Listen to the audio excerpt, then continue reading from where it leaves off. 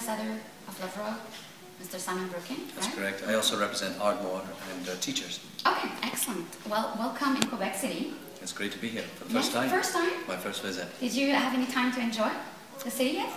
We've had a little bit of time today, but it just means I have to come back again. Oh, great.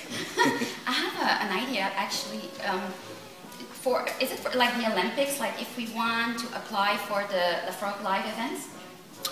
Yes. We're looking at Laphroaig live events for 2013 and 2014.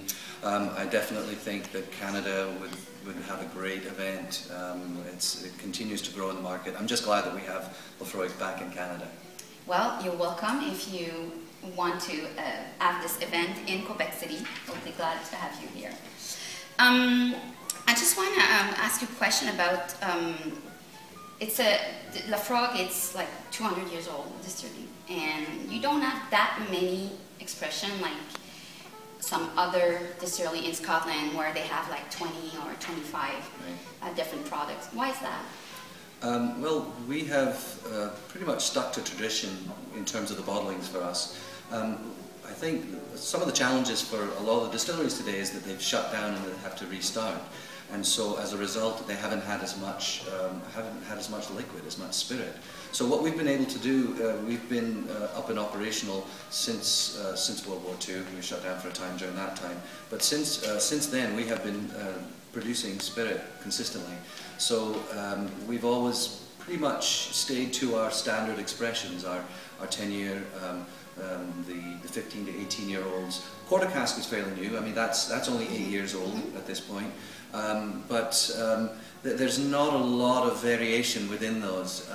There's a few more coming out now with the influence of sherry cask, triple wood, that we'll be tasting tonight, and certainly our older expressions, the 25-year, and available in duty-free Europe is the PX bottling.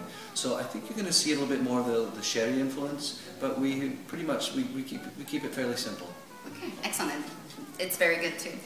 Talking about expression, what's your favorite one? Can you do that? Can you tell us like?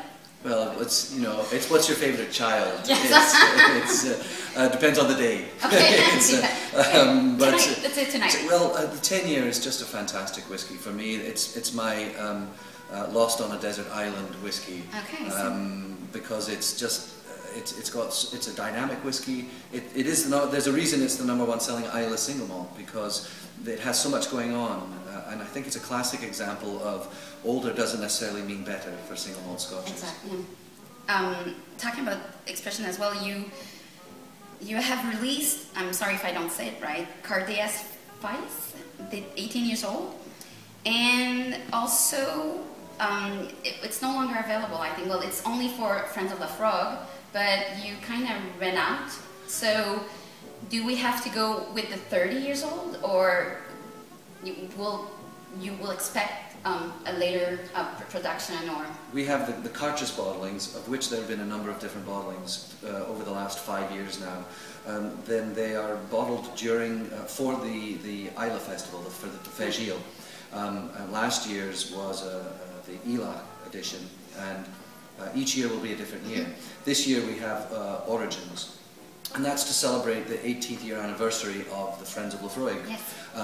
But it is actually 50% of the 2012 bottling is 7-year-old Laphroaig that's been aged exclusively in a quarter cask, in a 100-litre cask, and then the other 50% is 13 to 17-year-old Laphroaigs aged in refilled bourbon, and then there's 2 casks of 21-year sherry. So it's Robert Hicks, our master blender. Yes. He likes to play around with different ages, as a blender likes to do. Yeah. And there's a lot of depth to the whiskey. Each bottling is limited, and so we're hoping to have. It was a very popular bottling for us this year, so we're hoping to have a little bit more for next year as well.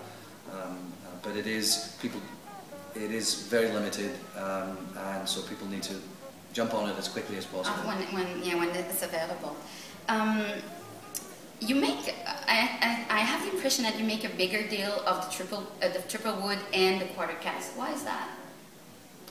Well, I think just purely from a marketing perspective, the 10-year is going strong. It's a very solid whiskey for us. So there is a bit more of a push for quarter cask, and I don't really think we need to push triple wood right now. It's doing very well. It's been received very, very well.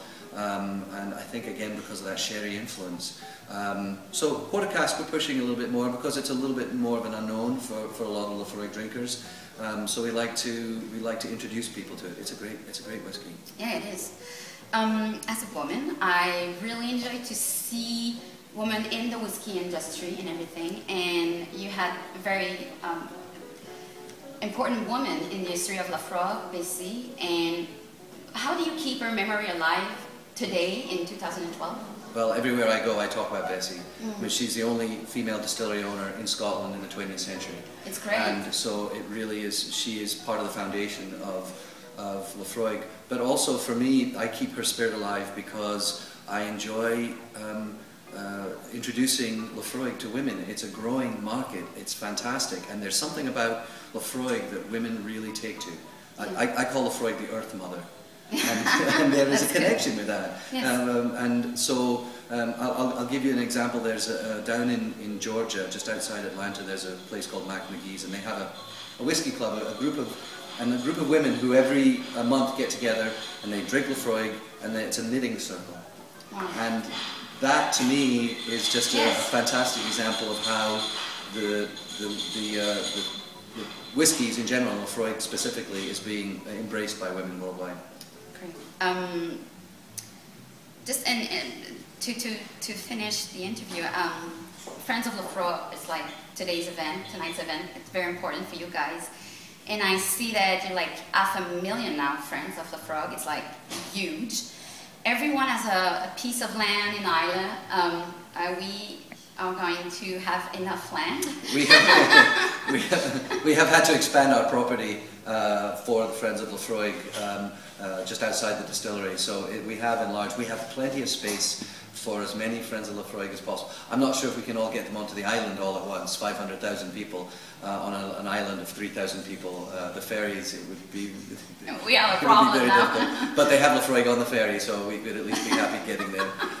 But yes, we do have plenty, and we encourage everyone to come and visit their plot. A lot of people think it's just a marketing idea, but people who have been to Islay and stood on their plot, and it really, for many people, it's Mecca. You stand there and you understand Laphroaig, I think, that much more when you're there on your plot. Yes. Well, raise my glass to Laphroaig tonight, to Friends of Laphroaig, and welcome to Quebec City. Cheers.